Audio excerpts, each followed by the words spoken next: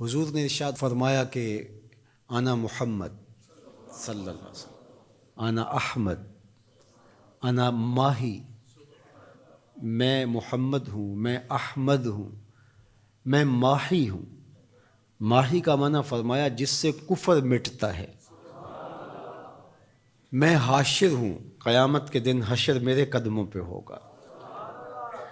پھر ارشاد فرمایا انا العاقب، میں عاقب ہوں، اور پھر اس کی خود ہی تشریح فرمائی عاقب وہ ہوتا ہے جس کے بعد کوئی نبی نہیں ہوتا۔ آخر بھی وہی ہے، اول بھی وہی ہے۔ حضرت جابر رضی اللہ تعالیٰ عنہ نے حضور سے سوال کیا متی وجبت لک النبوۃ، آپ کو نبوت کب ملی؟ تو حضور نے اس کا جواب کیا دیا، کنت نبیا وآدم بین الماء والطین، میں اس وقت بھی نبی تھا جب آدم علیہ السلام کا خمیر تیار ہو رہا تھا۔ وہ مٹی اور پانی کے درمیانی مراحل میں تھے کہ میرے سر پہ نبوت کا تاج سجا ہوا تھا۔ اپنے وصف حضور نے خود بیان کیے، اور یہ حضور کا حق ہے، چونکہ حضور علیہ السلام سے پیار کرنا، حضور کی عظمتوں کو ماننا، حضور کی رفتوں کا اقرار کرنا، یہ تقاضۂ دین ہے۔ اس لیے حضور اس کو بیان کرنے پہ مامور ہیں، اس لیے بیان کرتے ہیں انا محمد، میں محمد ہوں۔ اور محمد کیا ہوتا ہے؟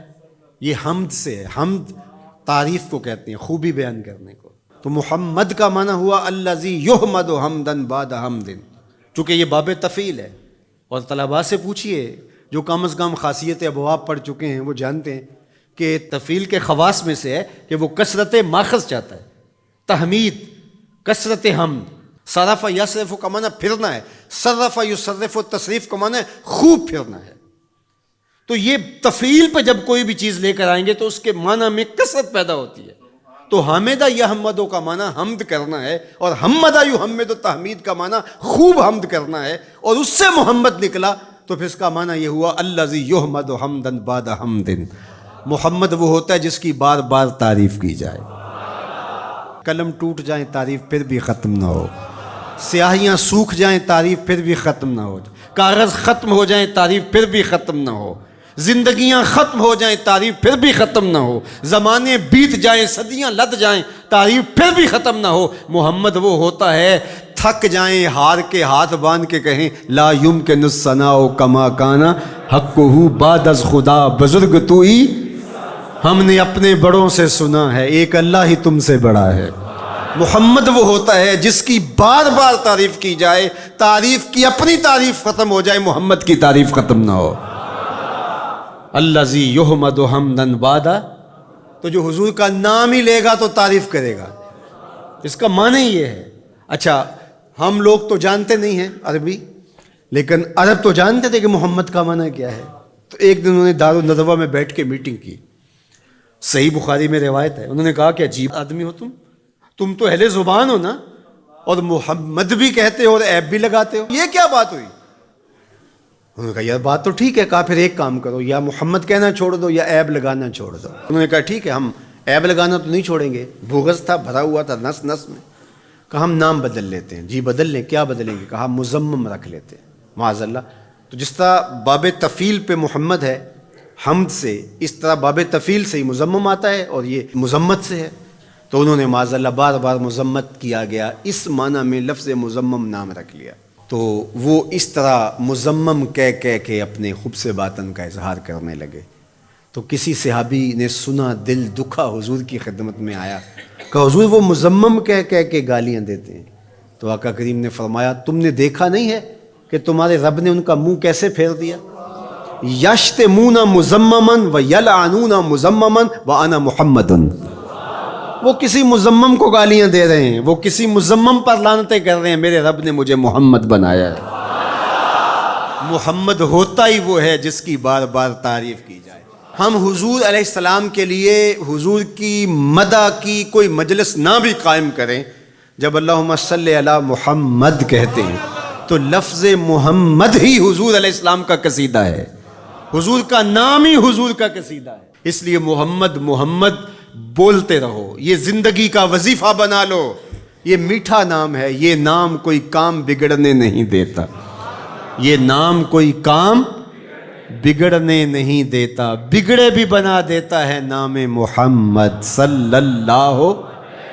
کتنا میٹھا نام ہے، کتنا دل آویز نام ہے، اللہ اکبر. تو جب محمد کہیں تو یہ تعریف ہوتی چلی جاتی ہے. تو کہا اللہ نے ان کے منہوں کو کیسے پھیر دیا. وہ کسی مزمم کو گالیاں دے رہے ہیں، میرے رب نے مجھے محمد بنایا ہے. مزمم کوئی اور ہوگا، میں تو محمد ہوں صلی اللہ. تو اب اس ضمن میں وہ الٹی لکیریں تراش کر کے کس کے خاکے بناتے ہیں؟ کیا وہ شکل میرے رسول سے مل سکتی ہے؟ ہو ہی نہیں سکتا. تو وہ کسی اور کے خاکے تراش رہے ہیں، میرے محبوب کا خاکہ تو تراشا ہی نہیں جا سکتا. خاکے کیسے تراشو گے؟ رخ مصطفیٰ ہے وہ آئینہ کہ اب اس سا دوسرا آئینہ، نہ کسی کی بزم خیال میں، نہ دکان آئینہ ساز میں. مثل تو تب بیان کرو گے مثال ہو تو، اس کی تو کوئی مثال ہی نہیں ہے. ڈھونڈو پوری کائنات، محمد کی مثال ہی نہیں ملے گی. رب نے تو اس پیارے کا سایہ بھی نہیں بنایا ہے. تو تم خاکے کہاں سے تراش لو گے؟